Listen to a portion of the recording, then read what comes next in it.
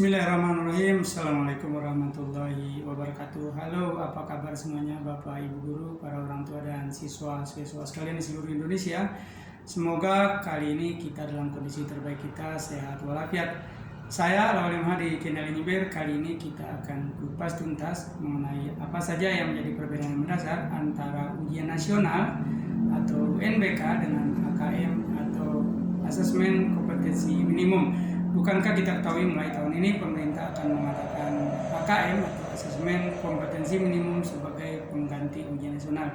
Dari berbagai sumber yang berhasil kami himpun, kami akan memberikan bahasan-bahasan dan kupasan-kupasan apa saja yang menjadi perbedaan yang sangat mendasar antara keduanya.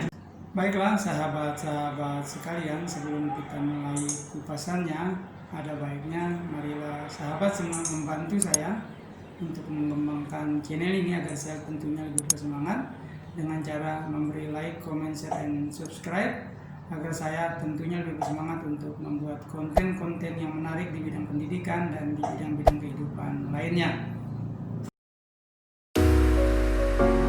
Baiklah sahabat-sahabat semuanya di seluruh Nusantara, pasan pertama kita mengenai apa perbedaan antara UNBK dengan AKM. Yang pertama kita akan kupas mengenai waktu pelaksanaannya.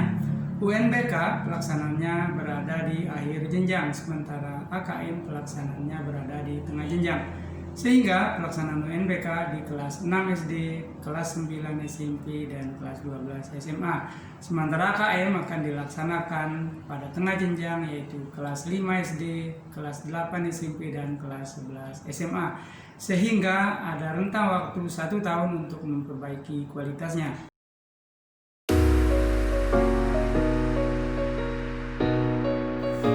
Berikut bahasan yang kedua, UNBK versus AKM. Kupasan yang kedua yaitu mengenai tindak lanjut dari pelaksanaan keduanya. Bukankah kita ketahui bahwa UNBK yang pelaksanaannya berada di akhir jenjang, maka tidak memungkinkan para guru dan sekolah untuk melakukan perbaikan kualitas. Sementara AKM yang pelaksanaannya berada di tengah jenjang, memungkinkan guru dan sekolah untuk melakukan perbaikan kualitas. Sekali lagi, karena masih ada sisa waktu 1 tahun setelah pelaksanaan AKM.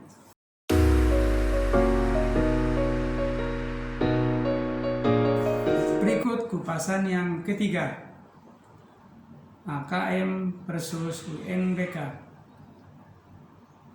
Kupasan yang ketiga mengenai konten materi yang akan disajikan atau diberikan kepada siswa. UNBK, konten materi yang akan diberikan meliputi 4 mata pelajaran, yaitu matematika, kemudian bahasa Indonesia, bahasa Inggris, dan 1 mata pelajaran pilihan dalam jurusannya. Sementara AKM hanya meliputi 2 kompetensi dan ditambah dengan 1 survei karakter, meliputi literasi, numerasi, dan survei karakter. Siswa dalam AKM akan mendapatkan konten soal yang sama.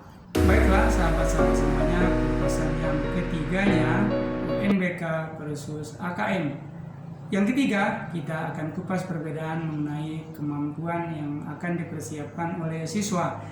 Dalam UNBK, kemampuan yang dipersiapkan oleh siswa cenderung hanya menghafal, sementara dalam AKM, kemampuan yang harus dimiliki oleh siswa adalah bagaimana agar siswa mampu menganalisa konten yang disajikan. Baiklah, sekarang kupasan yang nomor 5, UNBK versus AKM. Kupasan yang kelima ini kita akan berikan mengenai sasaran yang akan dituju antara UNBK dengan AKM. UNBK sasarannya adalah sebagai penentu kelulusan dan tolak ukur keberhasilan guru dan sekolah. Sementara AKM sasarannya hanya sebagai pemetaan mutu dan perbaikan di tahun-tahun selanjutnya. Sehingga ada kecenderungan dalam pelaksanaan UNBK guru dan sekolah melakukan kecurangan. Kupasan yang keenam, UNBK versus AKM. Bahasan yang keenam mengenai dampak yang ditimbulkan dari keduanya. UNBK cenderung akan menimbulkan dampak stres baik dari kalangan siswa, guru maupun orang tua, sehingga mereka cenderung akan berlaku curang. Sementara AKM dampaknya tidak stres. Kenapa? Karena pelaksanaannya bukan sebagai tolak ukur keberhasilan atau kelulusan, tetapi sebagai pemetaan mutu saja. Kupasan yang ketujuh, UNBK versus AKM. Kupasan perbedaan yang ketujuh adalah mengenai sistem pelaksanaannya. UNBK pelaksanaannya ada dua sistem, yaitu berbasis kertas atau luar jaringan dan berbasis komputer atau dalam jaringan. Sementara AKM sistem pelaksanaan hanya berbasis kepada komputer atau berbasis dalam jaringan. Kupasan yang ke-8, AKM versus UNBK. Kupasan yang ke-8, kita akan kupas mengenai konten soal yang akan diberikan kepada siswa. UNBK, konten soal yang diberikan kepada siswa cenderung berbeda untuk setiap jurusan yang dimiliki oleh siswa. Sementara AKM, konten soalnya adalah sama untuk seluruh siswa yang berbeda jurusan. Baiklah, kita akan lihat beberapa contoh yang kita ambil dari berbagai sumber. Contoh soal antara UNBK akan kita bandingkan dengan contoh soal asesmen kompetensi minimum. Contoh soal yang pertama, kita lihat contoh soal sosiologi. Seperti pembahasan kita pertama tadi, bahwa untuk menjawab soal UNBK siswa hanya membutuhkan hafalan-hafalan. Kita lihat soal ini, maka cukup untuk menjawabnya, maka siswa hanya perlu menghafal konsep ciri-ciri sosiologi. Sekarang kita akan bandingkan dengan konsep soal AKM, contoh soal literasi. Nah, apabila kita lihat contoh yang ada di depan, maka siswa membutuhkan analisa yang mendalam mengenai konten, gambar, dan narasi-narasi yang disajikan di dalam soal untuk mampu dikerjakan oleh siswa.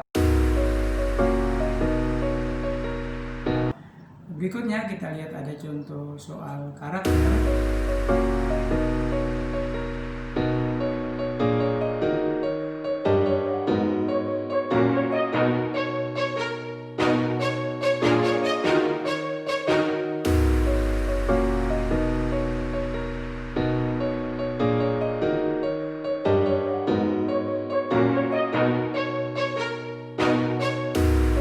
Demikianlah sahabat-sahabat yang berbahagia, terima kasih kami ucapkan sudah bersedia meluangkan waktu untuk menyimak konten yang kami berikan.